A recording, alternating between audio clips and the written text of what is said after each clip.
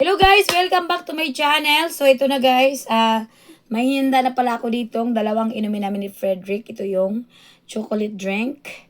Ayan, so dalawang Milo na inumin. At saka naman ito naman yung itlog namin natira kanina. Ayan na guys, so tira yan kanina na itlog. At ito naman yung suman na malagkit. Ayan guys, ipapakita ko sa inyo ang suman na malagkit.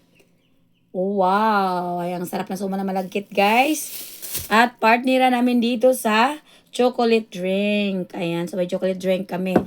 Bali guys, magkuha na lang ako ng rice. So itlog yung aming ulam. Ayan, so itlog ang aming ulam. So kukuha ako ng rice dito. Ayan na guys, so ito yung aming rice. So ngayon, dito na kami nagsasaing sa aming ito guys is, ayan, ang itim. Bakit ang itim ng puwet nito? So, ang itim ng puwet ng aming, tingnan mo Rek, ng aming lutuan ng kanin. So, ito guys is lutuan talaga to ng mga tinola at pwede prito kasi non-stick naman siya. Pero ngayon guys, himala, nilutuan na ng kanin. Kasi nga, sira na yung aming rice cooker. So, siguro, bumigay na guys yung aming rice cooker kasi hindi na siya umiinit. Pero umiilaw pa naman siya. Ayan. So bali baka yung fuse lang yung fuse lang guys yung nasira. So kukuha tayo ng kanin dito. So kaya ito na lang guys yung aming sinaingan na para sa kanin. Ayan, so kukuha ko ng kanin. Bali guys, ang gamit pala naming rice. Ayan guys, ang gamit pala naming rice.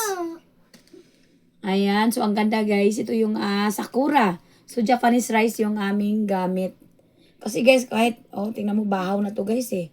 Kasi kaninang tanghali pa to sinasaing. Pero masarap pa rin ang kanyang bigas. Ang sarap. At saka,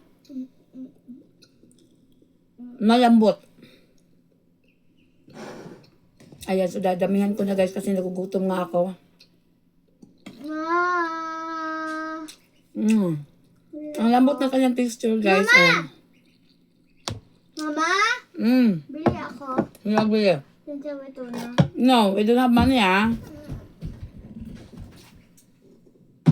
Come here na. Kaya ito, alas 6 na Tinapay. Mamaya na magtinapay, mamaya sa upper.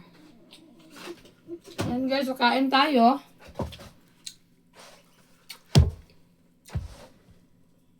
Halika na dito, Pastor.